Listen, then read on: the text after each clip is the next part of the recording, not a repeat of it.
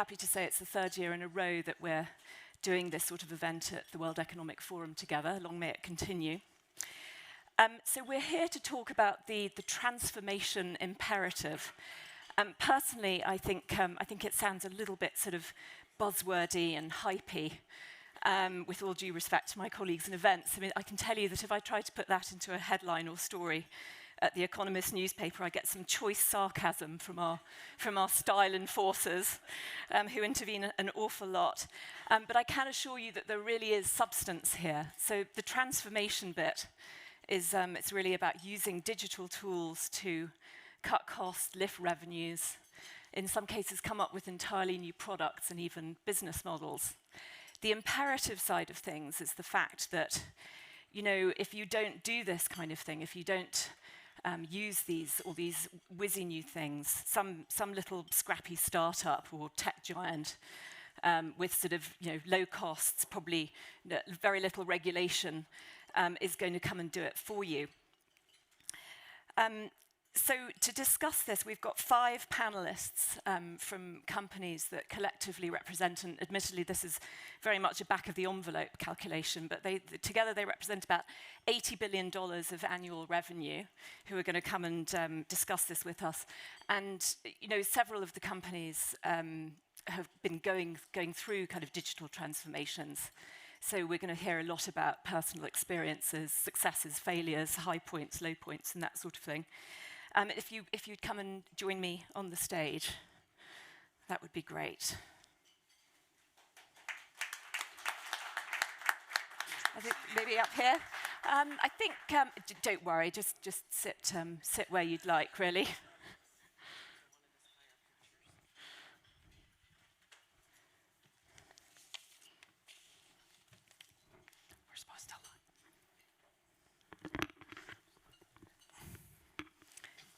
No, if you sit here, that would be perfect.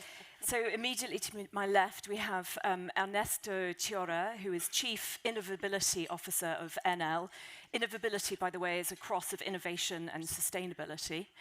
We have Rima Qureshi, who is Chief Strategy Officer of Verizon.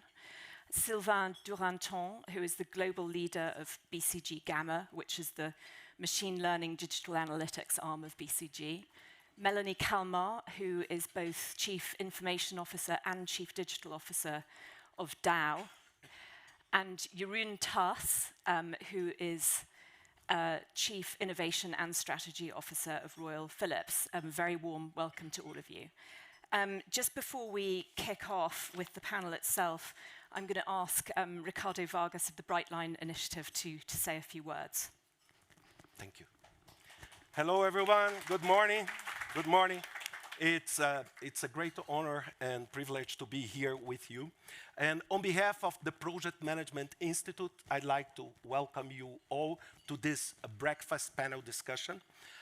Just to give you an idea, PMI is the leading association in the project economy, with around 3 million people served by PMI in about 500 chapters, 500,000 members, and over 10,000 volunteers. And to give you some context about what we are going to discuss today, a recent research from HBR mentioned that 70% of large-scale transformation fail to meet their goals. And when they fail, it costs organizations time, money, and effort. And to mitigate this and help organizations to succeed, PMI, together with leading organizations, create Brightline Initiative. So Brightline produce insights, networking capabilities, and capacity building to help organizations to bridge the gap between ideas and results, between what is on paper and what becomes a reality. And today's panel discussion is talk about one of the biggest challenges. With transformations becoming a new normal, how to make it successful? So just to give you an idea, last year a report said that $900 billion were wasted on failed transformation. In today's world that moves extremely fast, We see political uncertainty, new technology disrupting basically everything and shaping the new way we live and interact. Just after Davos last year, we had a panel talking Human 2.0, talking exactly about the human side of all this challenge. We decided to partner with Professor Benan Tabrizi from Stanford University. And we decided to try to find ways to contribute, creating the Bright Line Transformation Compass. This is a free tool, a simple tool you have in your bags, and you can download it online. And you may ask me, why you decide to build a tool like that? What is new in this tool? And this is the center of what we desire to do when we create. So look, we have a very simple answer to this question. Organizations aim to transform themselves, but most of the time, they forgot about how to transform people. So what happened today? Gallup recently said that around 85% of employees are disengaged or actively disengaged. So imagine 85 out of 100. And at the same time, when the world evolves to this transformational process, organizations are struggling to bring together a massive amount of people that is left behind. So too many people are out of this process. Last year, when I was at the Drucker Forum and I had the opportunity to talk to them, I said, it's unacceptable that the progress limits the ability to get more people to benefit from it. So how we can make this happen? So, and based on my 5-year experience at the UN, I can tell you just one thing. When people are left behind, they come back, like we could see in many protests all over the world recently. So we need to find ways of bringing prosperity and inclusiveness to everybody. And this is the Bright Line Transformation Compass, when we put the people as a key element to successful transformation. So if you don't bring people along, if you don't get your employees motivated, keen, and understanding what is the journey and why the journey is being taken, there is a big chance that you will fail. It's not money. Our research shows it's not money. It's not even qualification. It's how you can drive motivation. And this is the key challenge. So what we believe is that there must be a different path that we can create a future that brings prosperity and inclusivity for everybody. And this is what I would love to hear from you and your experience. And finally, I want just to share the PMI, its volunteers, its chapters, and all the 3 million people we serve are ready to support this positive new agenda. Bring relevant ideas to life by delivering a better society to everybody, okay? I hope you enjoyed this panel. Thank you very much for the opportunity, okay? Thank you. Thank you so much. Thank you so much, Ricardo.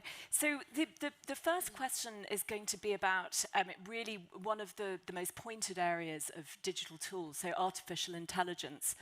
And I was really stunned to read in a recent review by MIT Sloan Management review that as many as 2 out of 5 companies are actually not getting any benefit from artificial intelligence, despite having spent rather a lot of money on it and invested lots of time. And I'd like to ask Sylvain just to talk a little bit about, really whether AI is it overhyped? Are the benefits really there, and how to make it more of a reality? Thank you, Tamzin. Yes, the hype on AI is big, and I think the reality is much more modest. And in that survey we run regularly with MIT, and we've surveyed 2,000 senior executives around the globe last year.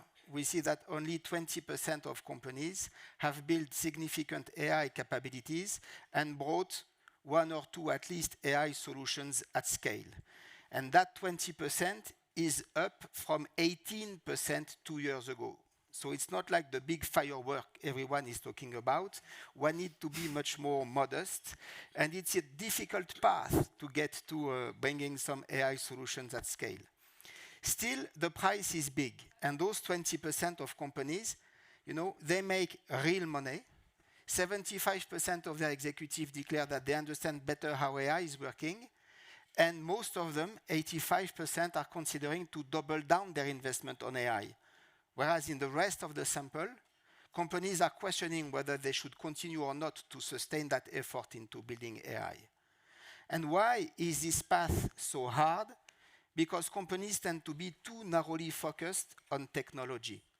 And I spent the last 5 years of my life, you know, helping companies to deploy AI solutions around the globe. And, you know, I made my personal formula on how to succeed with AI, which is 10 plus 20 plus 70 is 100. If you want to make some money with AI, 10% of the effort is about cooking algos. 20% of the effort is about building technology around those algorithms. But 70% of the effort, the bulk of the effort, is bringing together AI on one side, with people and processes. And that's what's difficult. You have to change decision processes. You have to change the way people work. You have sometimes to change decision process across functions within a company. You have to change regulation. That's what is difficult. And to do this full cycle, you cannot do it on hundreds of different prototypes or small initiatives.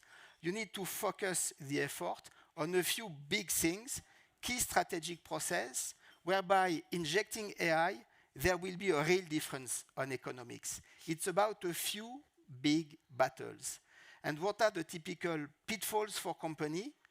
Becoming prototype factories, a little bit of money bet on many initiatives to please everyone and to avoid taking risk. You have to take risk to build these things. Companies sometimes tend to build on sand, meaning that, you know, the hype is on agile, DevOps, new technologies, let's go fast, let's have post-it all over the walls and kids building solutions and startups and that. In the end, you won't be able to roll this out and to scale that. You need passionate technologists to push these topics.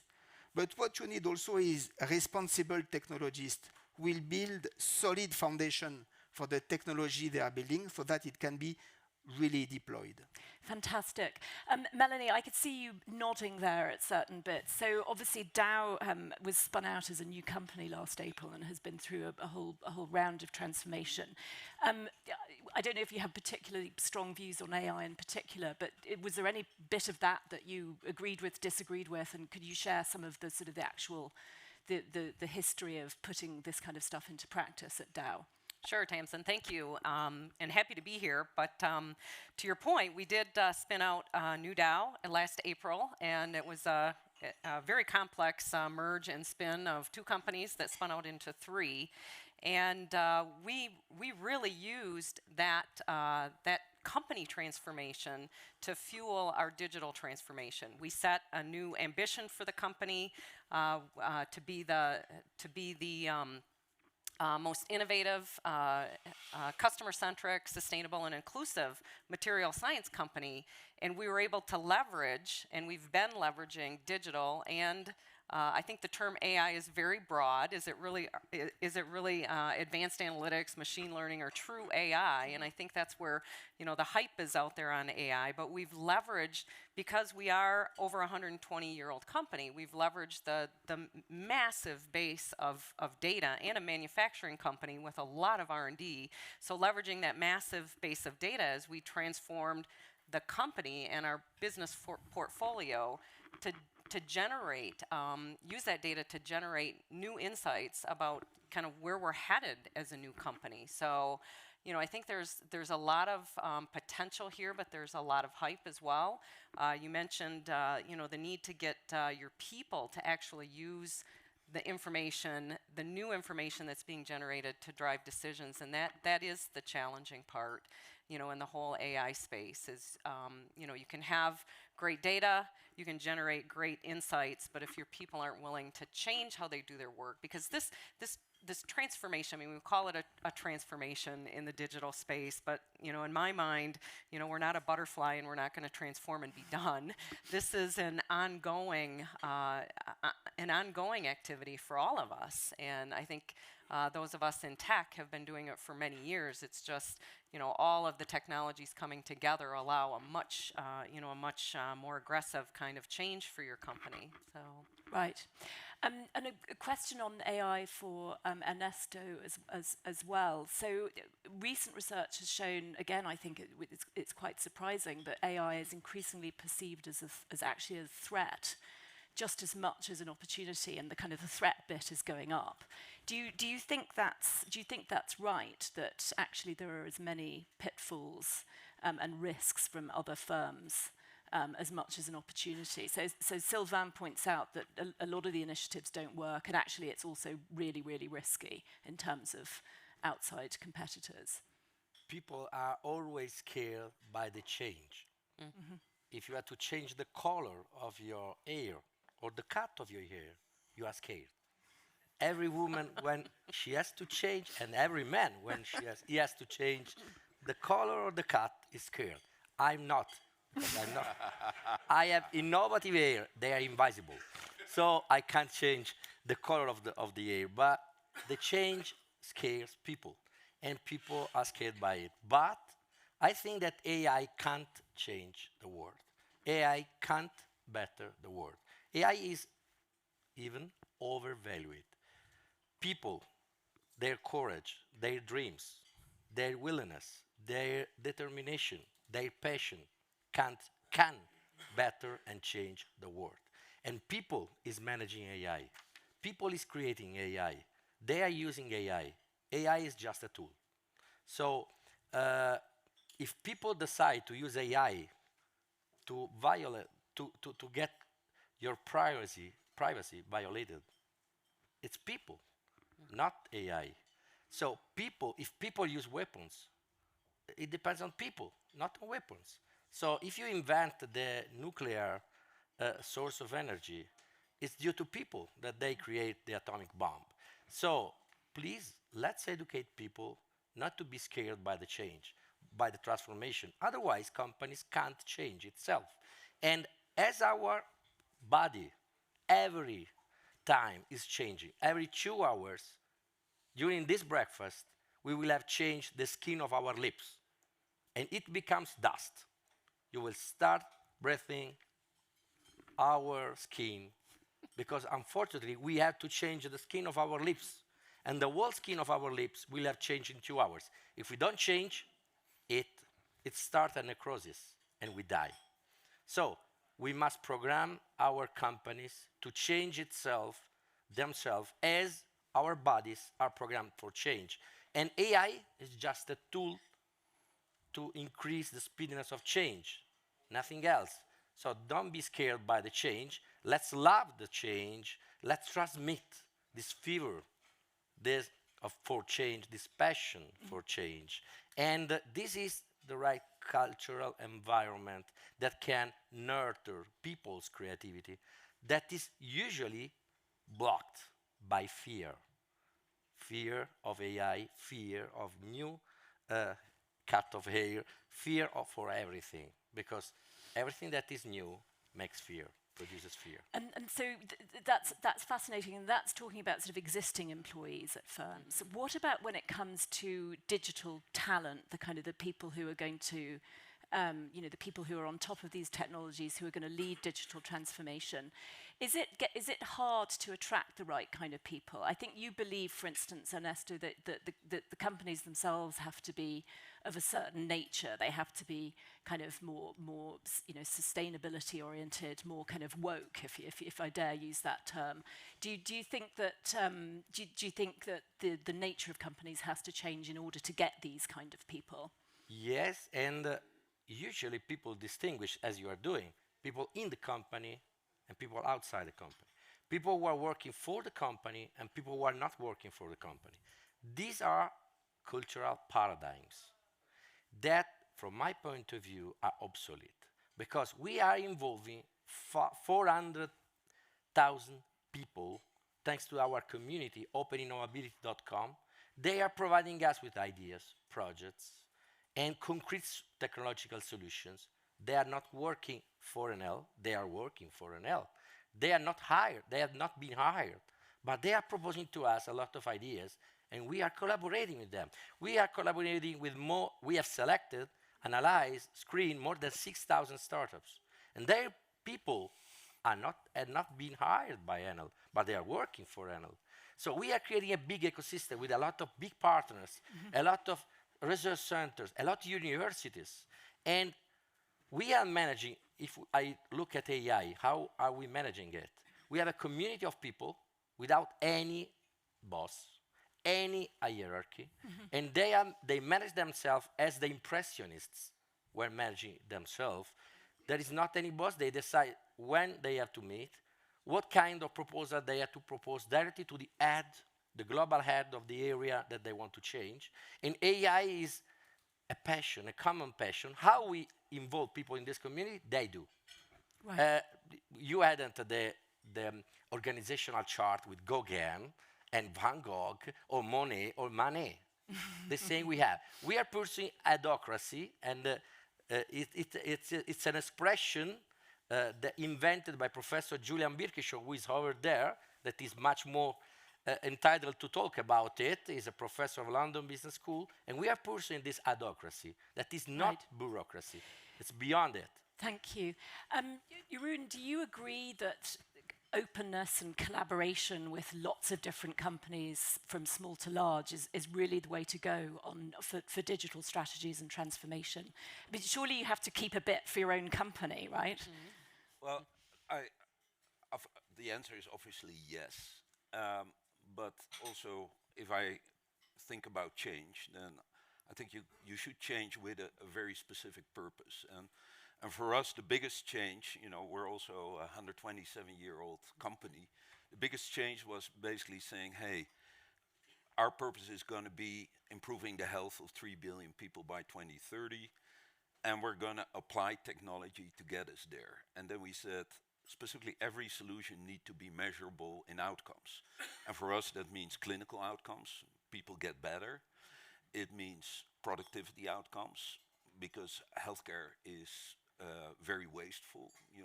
In the US, they talk about 20 to 25% of the entire system is waste.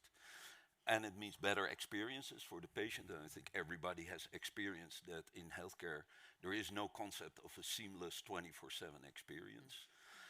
But the same applies for professionals. They're working with clunky interfaces, very complex information, for instance, in oncology that's not tuned to their knowledge. And then you can start thinking, how do we organize? What capabilities do we need? And how do we use, for instance, AI to make information personalized, to get deeper insights, to learn from every procedure?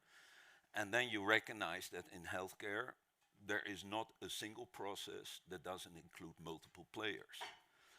So you quickly recognize that it's an open game. And it's also a big difference. Ernesto and I discussed earlier that initially people will say, hey, these are competitors. And then you find, well, if you have clarity of purpose and clarity of capabilities, and then you look at how can you share in the outcome and contribute to that outcome, then things start kind of falling in place. But it takes a different mindset to assume that not everybody's competition, but actually the assumption should be everybody that has a specific capability and skill could contribute to that outcome. And it's a beautiful outcome if we can make this a healthier world. And was your experience that there wasn't a single example where a competitor or an outside organisation just got a bit too much of the pie or got a bit too much of the benefit? Is it kind of across the board the right thing to do? No, I think you have to understand how to play the game, because at the end of the day, we may have lofty purposes, but we're also in the business of creating our own value. Yeah. So you have to really understand, are we truly complementary, or is there overlap? Are your goals, your stated goals, the same as we feel in practice when we, do the contracts or when we actually get together on a team? And, you have to find your way through it because, we not always do what we say we're doing. Right. Rima, would you be able to talk a little bit about collaboration and openness for Verizon? I think this is something you believe in very much as well. Absolutely. And are there risks to it as well? Yes, absolutely. There's risk to it, but I would say collaboration is the new way of working. The collaboration is the new way of living. It's around us, and it's in the way that we are doing things. And it is the new reality. And I think what we are trying to enable is the technology that will allow us to enable that collaboration. And I think all of the examples that we've heard is basically as a consequence of the technology that we have been developing. The discussions that we've been having about AI is not new. I think it's basically the same things that we would have talked about probably 20 years ago when we were talking about implementing IT solutions. It's about the fact that the traditional way of thinking about things has to shift. It isn't in silos anymore. It's about fundamental change that is going to change things horizontally. It's going to change things within a company, between organizations. But more importantly, it's going to change things and redefine what an industry is and how we should be looking at it. And I think that's the new reality. I think in my career, I've had all my career in technology, and there's been one constant, and that's change. And I think that's something that we are all uncomfortable with, but I think that's something that we all have to get comfortable with, because that is the new reality. It's interesting, it's just looking around the room. If we were here maybe 20 years ago, you wouldn't be all on your phones, and you think about the technology that you have at your disposal now. It didn't exist maybe 12 years ago, or even 10 years ago. So that is the new reality that we have to get comfortable with, and 10 years from now, what we will be having in our hands and in our capabilities is going to be quite different. So yes, we have to make sure that we bring everybody along with us, but what we will have to understand is we have to transform because it's important, because of all of the competition that's out there. Mm-hmm. But I think we also have to transform because our customers are going to require that of us. They will have the technology at their disposal, and they will need to make sure that the companies that they interface with are leveraging all of that technology. Thank you. Sylvain, would you give us an overview of just, are companies getting a lot better at digital transformation? And sort of, we've had a good, decade or 15 years of digital startups and the tech giants invading everyone's turf. So everyone's kind of talking about transformation and digital and AI. Where do you think industries are in the process? And is there a sort of second iteration where it's not just transformation, but it's sort of optimization of digital strategy? I think there's been a start with something which was very tech-oriented, and this was the first wave of things. And now we're getting into the real transformation of, functions, where people work, and all this. And when we look, with the survey at MIT, when we look across sectors, we don't see any sectors which is super in advance versus others. Telecom and media, obviously, and tech is a bit advanced, but you have, depending on regions, retail, bank, B2C companies which are quite advanced. Energy has been deploying lots of, artificial intelligence and digital technology to manage their super heavy production assets. So in every sector, we see some companies in advance and some others which are a bit like lagging behind. I would like to maybe... Can you say which of the behind ones are? Sorry, but no, within each sector, you have a combination of leaders and companies which are more behind. So, it's not like there's one sector where there would be a single pattern. We pick on someone. And I won't insult on every company, but every sectors have their own winners. I would like to double down on a topic that Ricardo introduced and Ernesto and others built upon, which is this notion of people and the workforce. I think that yes, change is always scary for people, and we've had the beginning of IT, which were also quite scary. I think through maybe some of the media and the fantasies on AI, HAL, or whomever taking over the world, AI is creating a particular concern to the workforce. And we've run a survey with ADP 2 years ago, and the results for me were quite staggering. If you take OECD countries, 1/3 of the workforce think AI is going to kill their job in the next 5 years. Another third is convinced that the job will remain, but they will be fired because they don't understand new technologies. So Ernesto was talking about 85%, Ricardo was talking about 85% of the people being disengaged. Now we have 2/3 of the workforce convinced they will be out of the job in 5 years. And I think in the way companies push those digital data analytics, AI, whatever we call them, programs, is super critical to get to reconciling the workforce with those new technologies. And surveys also show that once people have been exposed to AI, the level of stress is much lower. But I think for senior executives, the way they educate teams about what AI will be doing, the way they craft their roadmap on AI, and back to Jeroen's point, I think purpose is critical there. Why are we doing that? What will be there for me? What's relevant for me as a worker in this grand plan is critical. And in the choice of the use case or the solutions which are being built, one need to be aware of those human challenges. And if you take back those 20% of companies who are leading the pack regarding technologies and AI, 80% of their effort is on effectiveness initiative. Only 20% on pure productivity initiative. So all in all, the winners, they develop solutions to help their people do their job better. Not just trying to reduce the workforce and to do big productivity gains. That aspect, I think, is super critical for successful transformation. I'd love to get, again, some real-world examples of this. Melanie, would you tell us about how employees have received digital transformation at Dow? I mean, do you get resistance?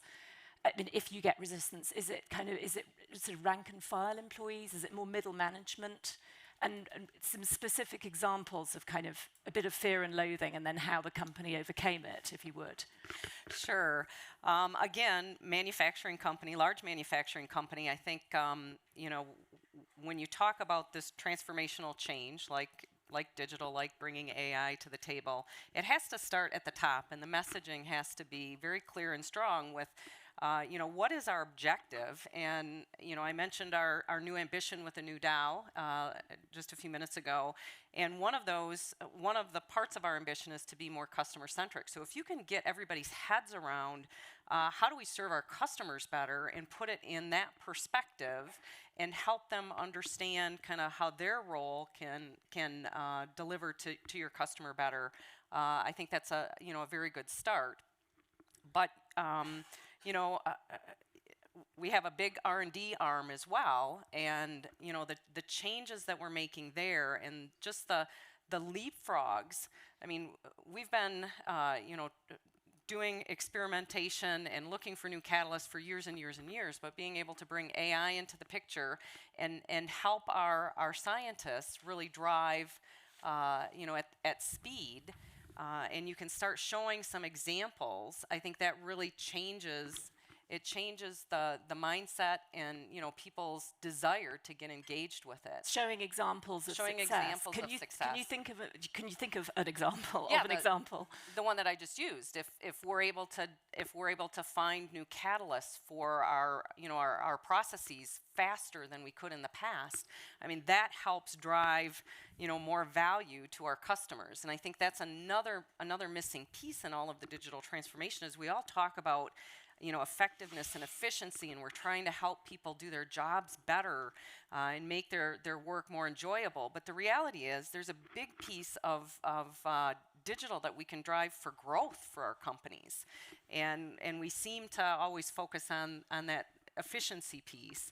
And it's pulling, you know, data from all sources to drive new business models, whether, you know, that be based on your data, like we're using our scientific data and we're using our manufacturing data to help downstream manufacturers with their process as well. And as you start showing some of those real life examples, it becomes better for the you employee haven't base. encountered a lot of sort of alarm and sort of unease about digital transformation I think it's from in the bulk of pockets. employees? It's in pockets. It depends on the type of work people are doing. But again, if you're showing them that you're helping them with their daily jobs, getting rid of those repetitive tasks, or especially in manufacturing, where there may be dangerous tasks, where you can send, you know, a robot into a confined space, or you can do an inspection with a drone instead of having a person do those things.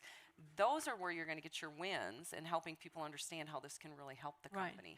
But Thank you. Same question to Rima at Verizon. I mean, have there been pockets of alarm and consternation, or not really? I think it might be good with a little bit of context, just to understand.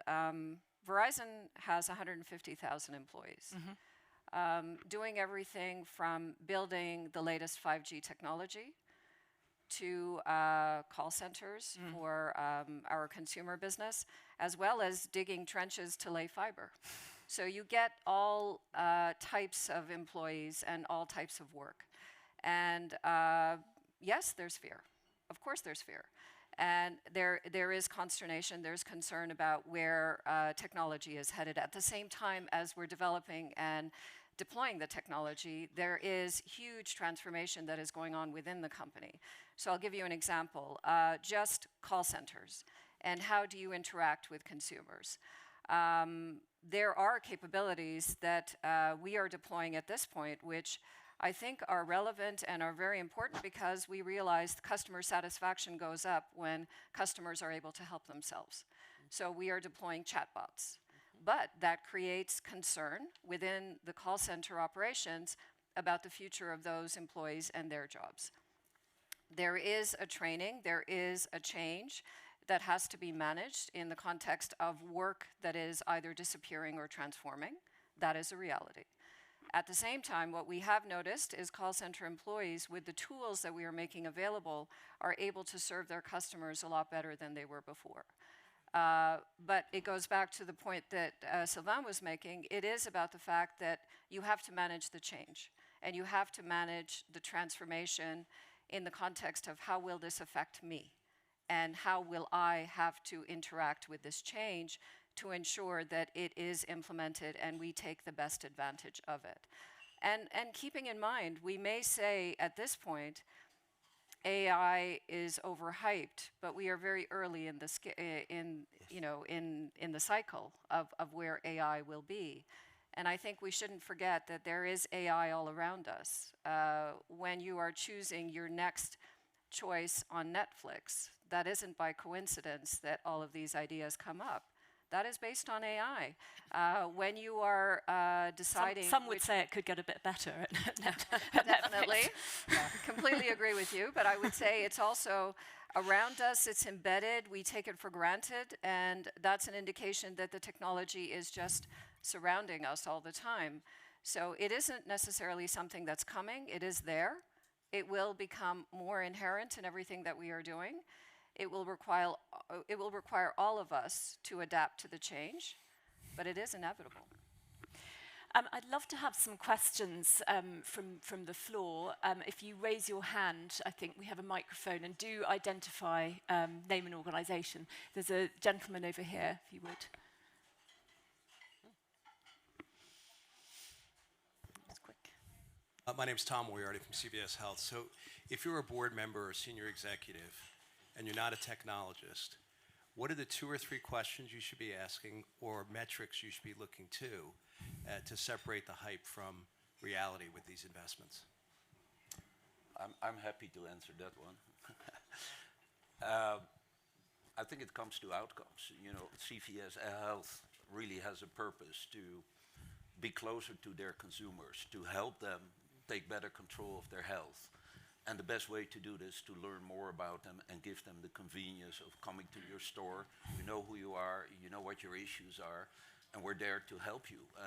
That may mean you can see a doctor, you can do a diagnosis that's not just a diagnosis based on what you already know. I think if you think in these terms, in the unique positioning you can create by becoming a community player, and then start applying technology to that, I think everybody understands what you're trying to do. And you're in a very good position, by the way, to do that. I would add, you know, as a board member, you, given what AI is doing in terms of opening up information, you know, one of your key questions, of course, needs to be around cybersecurity and data protection, and really making sure that your company has that covered. And you know, we all know there's tons of things you can do and still have an issue, but not only what your company is doing to protect the information, but also are they prepared to react when something does occur? And I think those are, you know, key board topics that have to be covered, given where we're going with AI and more open information and sharing. Thank you for that question. There's another one here. Thank you. This is Xiaochen from FinTech for Good. And we all know that you know, large company might not be the best in innovation. And in modern days now, that most of the talents are outside of the boundary of the organizations. And many times we see that bigger organization becoming the barrier of innovation. So what is exactly the right model for large organization to work with innovators nowadays? I think, yes, that's a question for you, Ernesto. Thanks for the question. That is very interesting. As I was saying before, we have more or less 70,000 people, but on innovation, we are working with 500,000 people. The rest are outside the company, and we have structured everything in the governance and in the process to allow people to be free. It looks a paradox, but it isn't. If you look at Johann Sebastian Bach, starting from rules, methodologies, and metrics, and in the music, KPIs, he changed everything. So you need methodology and to nurture intuition, but everything must be structured, and more important, in every business area, in every market area, in every function, there are people in our organization focused on digital transformation and innovation. They are entitled to do it, and they are directly under the global head of this area. With a matrix organization, they are under the global head of this area and under me. So when an idea comes from outside, they are entitled to evaluate this idea. They must give a feedback, and everything is tracked with a digital platform. So if you go to openinnovability.com, there are some challenges, technological and social challenges. You can provide an idea or a project, or you can have an idea that goes beyond them, and you can provide it. After it goes directly to the global head of the transformation in the business area that is managing the topic that you are addressing. And it has to give you a feedback. It's in his MBO. And after it, he has to talk to you and to understand if your idea is useful. If it's useful, it starts a POC involving you and giving you a reward. And it's clear how we pay these ideas and these proposals, because it's even in the challenges, it's described if we pay with money, if we pay with the involvement of the company in the implementation, if we pay with intellectual property rights and moreover, or if we hire the people that propose to us ideas. And everything is structured to guarantee people outside that their ideas will be protected, and that we are not going to steal ideas and proposals, and that we are going to involve them. And it's very important that for every idea, there is someone who is responsible to give a feedback in a specific time. If it doesn't do, it doesn't get the MBO. So it's linked with the management by objective. And what is even more important, that everything is linked with the strategic plan of the company. So we have the same metrics, the same KPIs, the same objectives that we have in the strategic plan of the company. We create this innovation strategic plan that is linked with it. And we implement only ideas and the budget is devoted, is focused on, for the 90% of the budget, on implementation of the ideas that can help our strategic plan. The 10% is for what is not planned, for disruptive innovation that can come, not linked with the strategic plan, to fuel the future strategic plans. Can I Thank add you. something? Yes. Yeah. Sorry. Go ahead, Rima. I would disagree. Yeah. I don't believe that transformation and new ideas only come from startups or small companies. I think every company started small. Every company had the ability, when you don't have legacy systems and legacy businesses to protect, to be able to reinvent and disrupt. I think there is a lot of transformation and there's a lot of change that is happening in large enterprises, but you have to cater for what you have to preserve for your customers, what you have to preserve for your investors.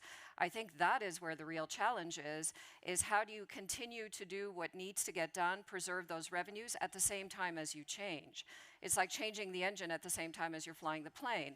I think that's really where the challenge is. And definitely every company is looking at doing it.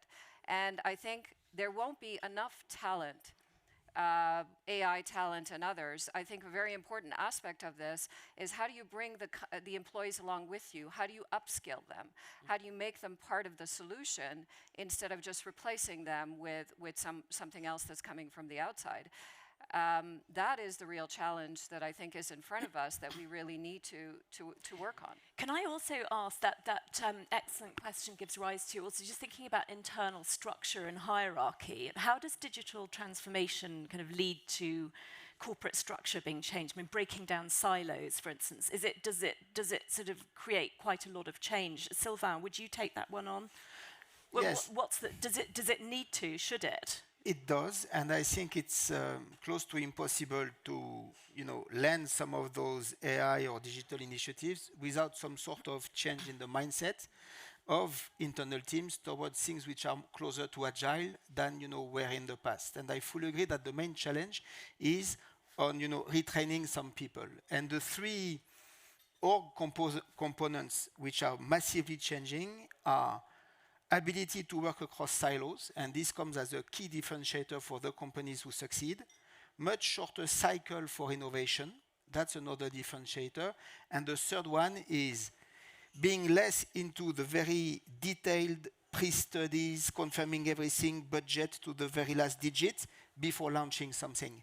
And that's why I think some of the European companies are a bit of a challenge versus some of the US Anglo-Saxon ones, because the strong, traditional, super high-quality engineering culture has sometimes been a bit of a roadblock for some of those initiatives. So for sure, there needs to be a change of mindset to push this type of initiatives. The MIT Sloan review also said, I think, that you mustn't put your AI initiatives under the chief information officer, which I thought was a bit harsh. So but is there that kind of rule of thumb as well? This is a bit of a, provocative piece of intelligence which has been taken there. My sense of this one is that there's no unique rule of, whom should be reporting to whom and where to put AI. I think the only thing is it should not be into the hands of someone which is narrowly focused on technology. And you have chief information officers which are super open to, the rest of the world and the business, and I think who are perfectly capable of pushing these types of programs. You have some profiles which are a bit narrowly minded of technology will save the world, let's forget people and let's, deploy systems. That leads to unmitigated disasters. As a European engineering company, I like to comment. We have So the way we look at it, if you look at the company, you have a set of capabilities that you need to evolve. You have assets, IP products. You have a position. You have a channel where people trust you, and you have platforms. So we said that's the core resource of our company. Now, how can we optimize bringing that together to create better outcomes? So then you start looking at your organization differently. It's not hardened in a structure. Of course, there's structure, but the structure follows the strategy. Yeah. And you understand that it has to be way more dynamic. And if you know, a good example is we've been selling MR scanners, and they're $1.5 million. Now you say, okay, let's not think about the next feature. Let's think about what's the role of an MR scanner in diagnosis. Then how can we start using AI to speed up scan time, which we did, 50% improvement, which is big. How can you detect, quantify, and analyze disease as you do it? How can you prep a patient better? How can you optimize flow and use AI for that? And then you see, hey, we need some AI specialists, we may need some IT people, because now we have to measure all the stuff and link it to the back-end systems. We need designers, we need clinical experts, and pretty quickly you say, hey, that's the team that's going to do it.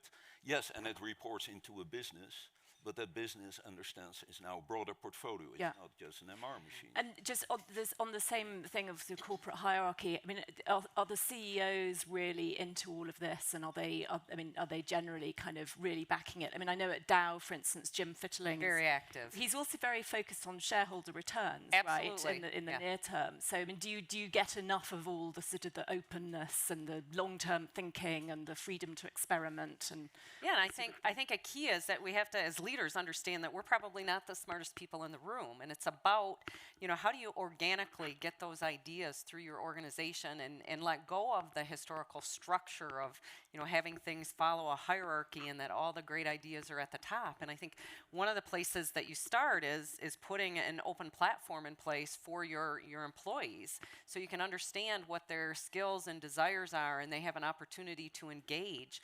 And, you know, we've run some interesting collaborations across our company to get ideas generated. You hear about IT organizations or tech companies that run hackathons.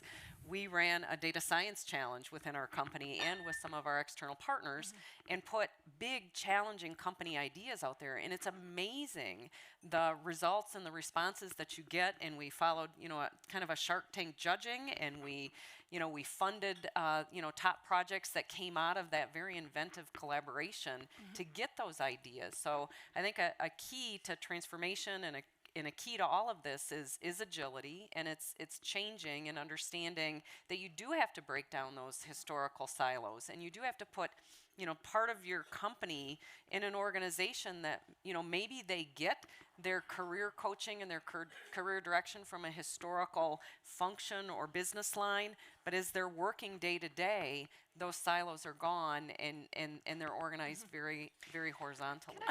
Yes, go ahead. I'm sorry. I think there's something else that is very important in the transformation imperative that hasn't really come up yet.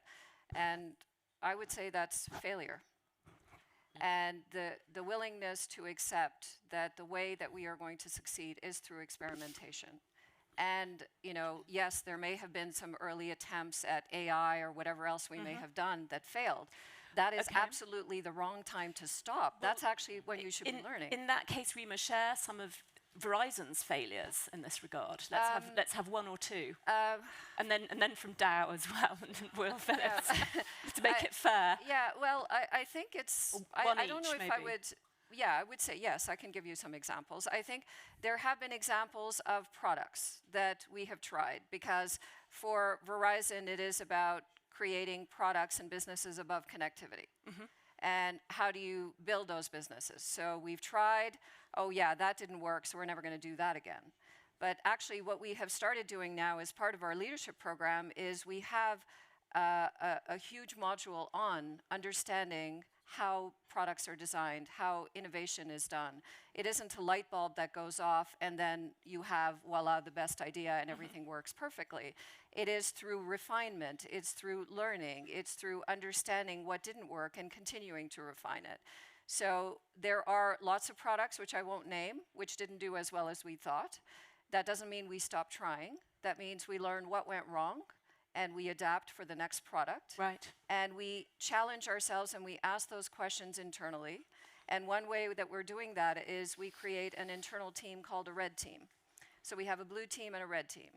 So you create the idea, and then you have a team that is completely separate, that is supposed to understand why that product or that idea will not work. And we refine the product and we refine the strategy so that what would happen outside in the market through competition, we try to correct some of it, at least internally. But that we also change the culture from it's failure, therefore you are fired or you will not get your bonus, to you failed, what have you learned from the experience and how will you change it next time? That's fascinating. I love the red team and the blue team. Can I say something about transformation? Because the topic of this session is transformation imperative, Yeah. but we are only talking about digital transformation. I think that digital transformation is even small if compared with the transformation that companies will have to manage in the next 10 years. That is the transformation of their business model. That is not limited to the digital, but even to the basis. It pervades the whole value chain.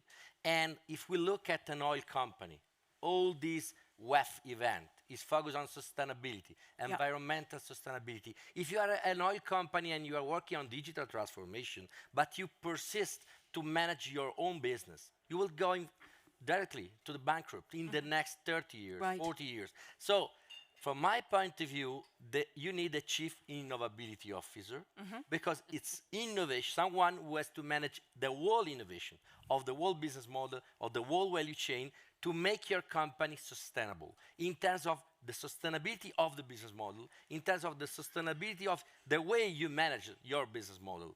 Because if you don't consider the transformation of the relationship that we have with workers, the transformation of the relationship that we have with your providers that can be integrated in your innovation, the transformation of the evolution of the relationship that we have with your customers that you can involve in your innovation processes, unfortunately, you miss and you focus only on digitalization. That is a tool. Yeah. I think we have time for one more question before finishing. Is there anyone? Gentleman here. A lot of questions. Good morning, Peter Lochmiller from Booking.com.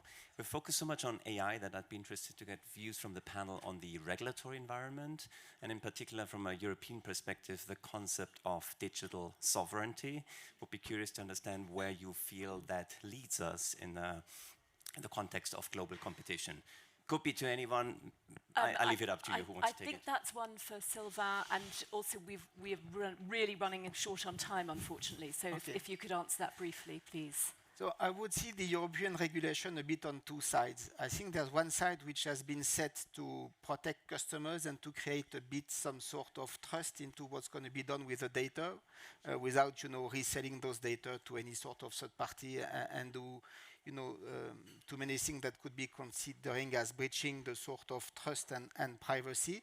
And I think this has helped. And I even saw some US companies who are looking at the regulatory framework of Europe and trying to see whether there would be some good into it, not saying they would replicate everything. Now back to data sovereignty or not. I think this is mostly driven by the consideration that data is the so-called new oil.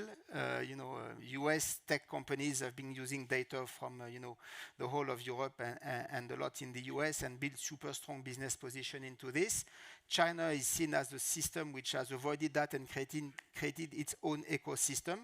And I think in the mind of some of the European leaders and politicians, the idea that Europe should make sure that the wealth linked to European data is not like escaping and being used by by tech companies, mostly from the US, has been triggering this type of behaviors. Does this help on a global trade basis, and does this help on the overall economic efficacy? Obviously, I don't think so. I think we cannot just discard this concern because this concern is big. There is support in the population for some sort of protection of European assets versus the rest of the world. So whether we like it or not, I think this is a dimension which will be there and last, and that we as business leaders need to take into account into our plans. And that will probably mean some loss of efficiency to be able to comply with these types of regulation and building some local assets and teams at some point. Thank you very much. Well, I'm afraid we've run out of time. It would be great to have some more questions because they're really, really good questions from the audience. So it remains for me to thank the audience for being here. Thank you very, very much to the panelists. I think the three takeaway points I got loud and clear were firstly, the challenge of getting employees to buy into digital transformation when they're kind of, as Ricardo said, already rather disengaged and possibly fearful. The fact that it's not just about, as Sylvain said, it's not just about the technology coming up with a whizzy algorithm, it's about kind of consumption of AI and embedding it in organizations. And also just the point about openness and collaboration. And how important it is to let people be free, as Ernesto put it very, very well. So thank you to all of you very much, and thank you again to our sponsors, the Bright Line Initiative, Project Management Institute, and of course BCG. Thank you. Very nice to meet you. That was fantastic. So why, from your perspective, is this engagement with The Economist at Davos so important? Yeah, for me, what is the most important part of being here in Davos and with the partnership with The Economist is to get the opportunity to speak with this very senior audience about what we really believe in terms of connecting ideas into reality. And I think that the connection with The Economist, with the happening of the World Economic Forum, all at the same time, give us a possibility to reach out to a higher audience and a bigger one. What is your big takeout from today's panel? What did you learn on? Yeah, it's amazing to see how they feel. But for me, some of the key takeaways.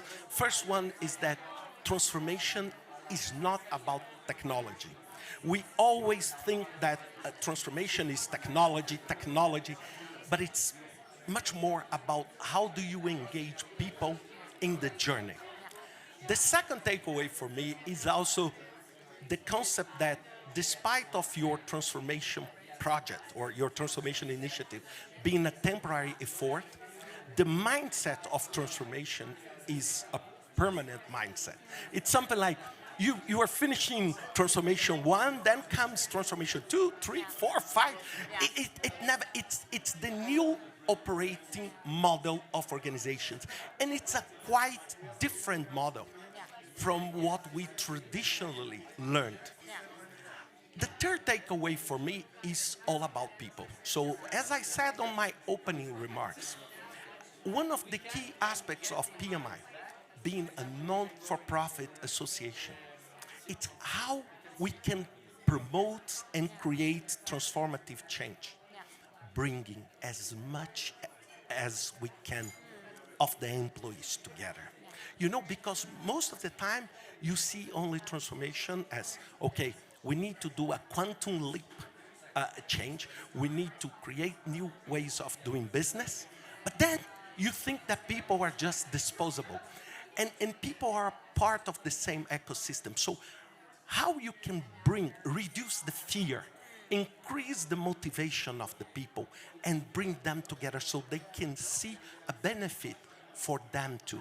And I think this, when I heard Ernesto saying, it was exactly about that. So how you can remove, maybe by bringing knowledge, by bringing them together, by showing the advantage of being part of the transformation. We are not, as human beings, we are not very good on change. You know, we are not very good on change. And this is exactly what we want, because if we don't do that, we'll break an engine. You know, we'll break completely the engine. So we'll transform, very few will get the benefit of this transformation, and a massive amount of people will just fall behind because they cannot transform themselves. So this is why when we create the transformation compass, we said put people at the center. And what we say, one of the 5 pillars is inside-out transformation means I need to connect organizational transformation with each individual own journey of transformation. Then you will be much more successful. So these are my key takeaways. I'm very happy with the panel. I think it was wonderful. The public was amazing. You know, we finished almost 45 minutes ago, and it's still crowd people talking about. So it's a very nice, and thank you very much for helping us with that. Thank you. Thank you.